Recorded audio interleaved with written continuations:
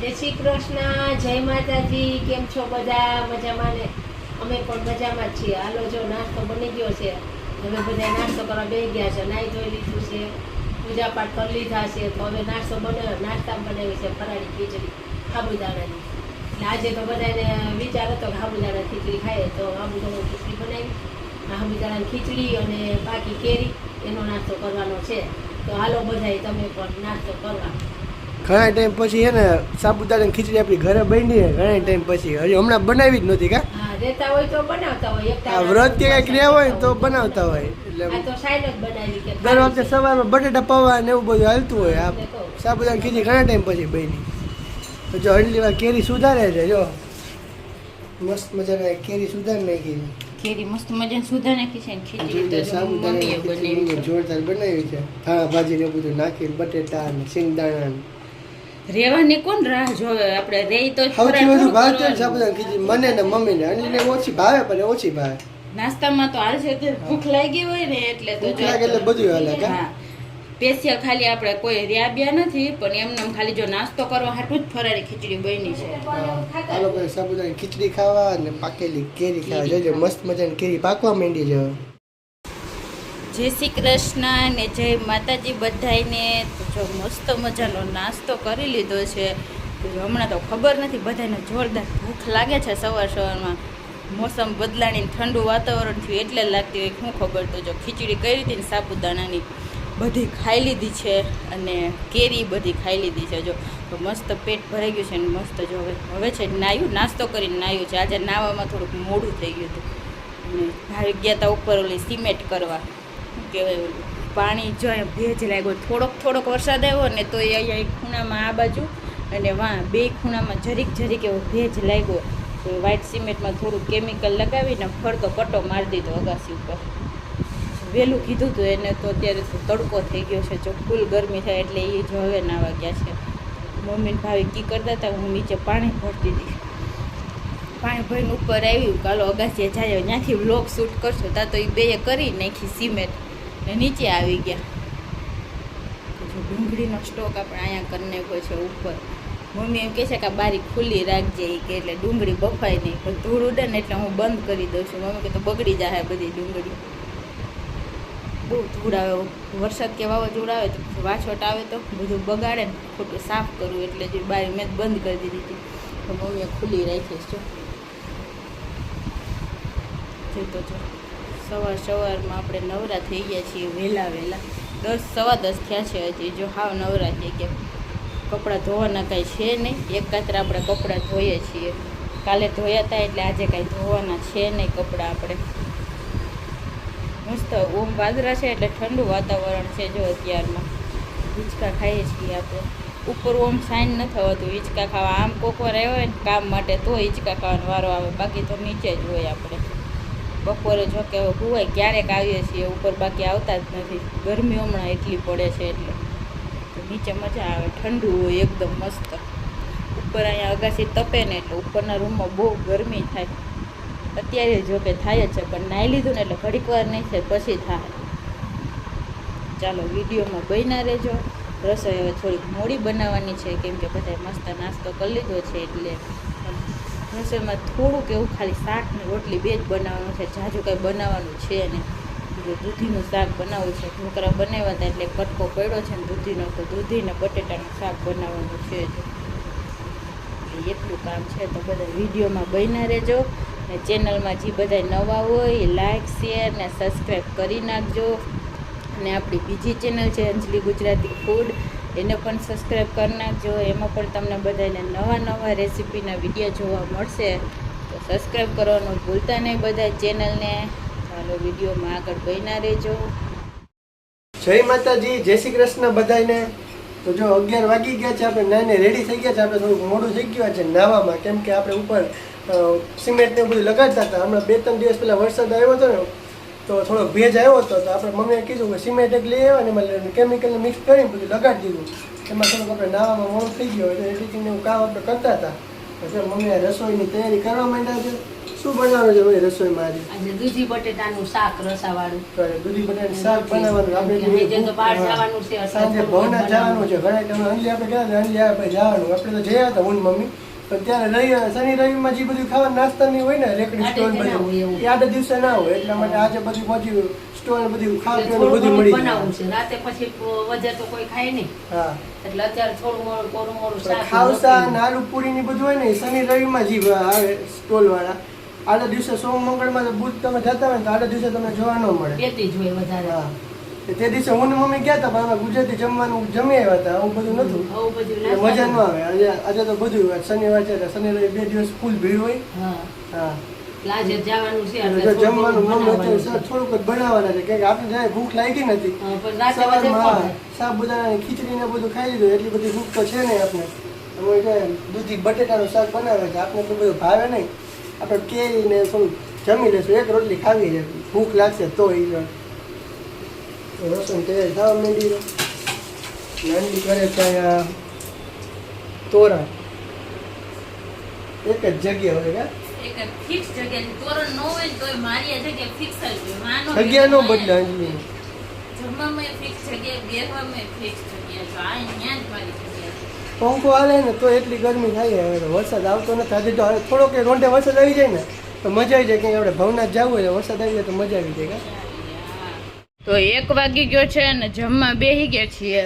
અમને બેને તો ઓછી પણ મમ્મીને ફૂલ ભૂખ લાગી ગઈ કા. હા આપણે ક્યારની જઈ ગઈશું.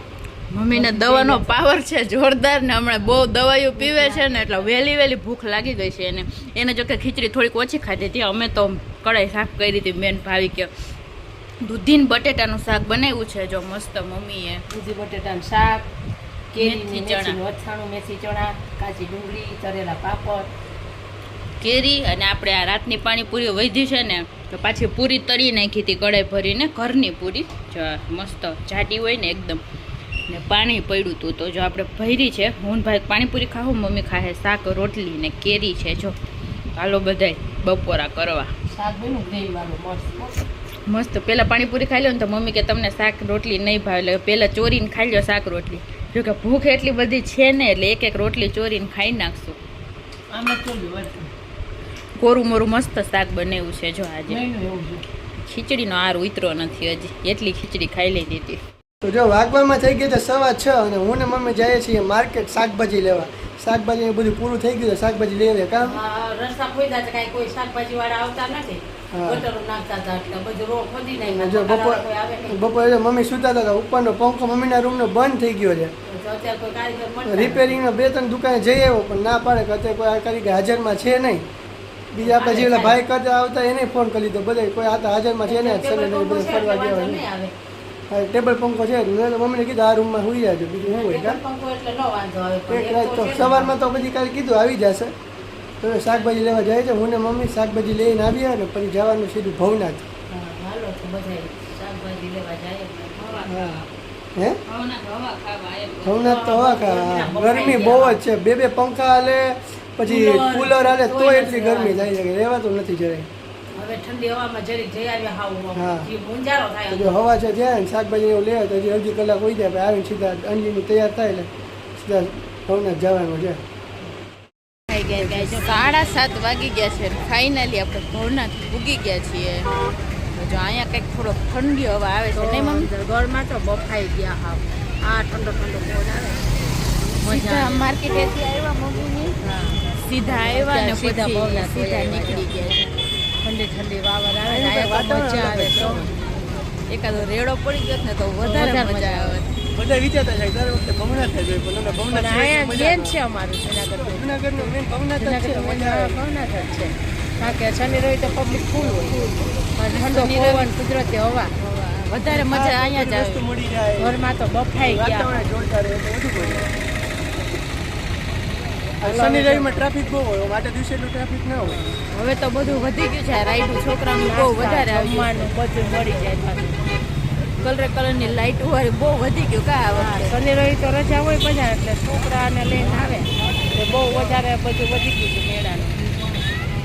ખાલી ઘણે તો એમને આમ ખાલી ખુલ્લી હવા જુનાગઢમાં રહેતા હોય ને ખાવા ખબર હોય એ તો ઘરે ભવનાથની વસ્તુ કેવી મજા આવે. ઘણે ઘરેથી લઈને આવતા હોય નાસ્તો અને જમવાનું જમવાનું લોકો તો અહીંયા અહીંયા જ કરીએ. પછી અહીંયા આવીને રોડ ઉપર બેઠા બેઠા સાઈડ ઉપર બેઠા બેઠા જમતા હોય નાસ્તા કરતા હોય. બાકી તો બધું એ મળી રહે, જમવાનું, નાસ્તા, ઠંડા ઈ પીણા. નો મજા આવે ઘરેથી રાંધવું એમ કરતા અહીંયા જ જમી લેવું સારું. તો આવતા હોય હવે ચોમાસું આવે તો ખાવા પીવા વધુ આવશે. અઠવાડિયે જલ્દી સ્પેશિયલ આવતા ખાવા પીવા આવશે. કાંઈ રેકડી ખુલી ગયું છે અમુક હજી બધી તો નથી ખુલી. ના, વરસાદ થાય પછી વધારે હોય ખાવું. વરસાદ થાય ને એટલે લગભગ 20 થી 25 જેટલી કાવાની રેકર્ડ હોય છે. પછી આ કોલ્ડ ડ્રિંક્સ ને એવું બધું બંધ થઈ જાય કા ઠંડા પીણા બંધ ને કાવા ઓનલી ચાલુ. ચાલુ આ ઠંડી ઋતુ હોય, વરસાદ આવતો હોય, પછી કાવો પીવું આપણે અત્યારે તો ઈચ્છા ન થાય ગરમીમાં. અત્યારે તો જો પાછળનો માહોલ કંઈક આવો કોણ છે. કોણ જુનાગઢથી કોણ ઘરે ઘરે અમારી જે ભવનાથ હોય ને કોમેન્ટમાં બતાવી દેજો. 10 દીમાં એકવાર હોય જ કા. હા, મહિનામાં 3 વાર તો આવવું જ પડે, તો જ મજા આવે. સ્કૂલનો પ્રવાસ ન આવ્યો એવું લાગે છે. જો એક ખરખા બધાએ કપડાં પહેર્યા છે બ્લુ કલરના. નકરી છોકરીઓ જ દેખાય છે.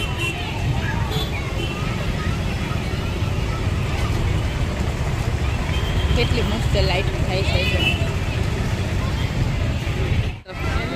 રોજે રોજ મેળો હોય ને એમ જ થઈ ગયું છે.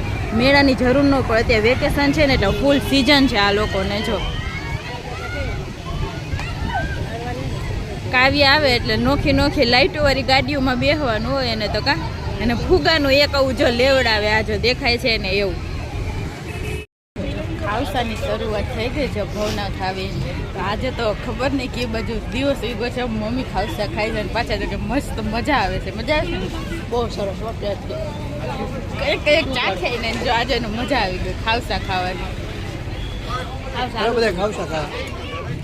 જોરદાર ટેસ્ટ છે એકદમ મસ્ત. આની એક ડીશ ને એક આલુ પૂરી ખવાય છે એટલે આપણું જમવાનું થઈ ગયું. આજે તો જો સ્પેશિયલ નાસ્તો કરવો છે, જમવાની જરાય ઈચ્છા નથી. બહુ જ મસ્ત ટેસ્ટી ચટપટ ખાવું છે. જો ભાઈ અહીં રોડે ઊભા રહેતા અમે તો બી ગયા કે આ ભાઈ આવ્યા નથી કે હું પણ આજે નીચે ઉતરી ગયા છે. જો અહીંયા એ આમાંથી ખાજો મારા આખો વાઇટ કોપર્યો છે. બીજું લઈ લે બીજી વાત મમ્મી કે આજ ખાઓ હજી એક વાટકો મંગાવીને આજ ખાઈ લો. ઓલો બધે ખાવતા ખાવા. તો જો 9 વાગી ગયા છે ને બધા ભવનાથથી પાછા આવી ગયા છીએ.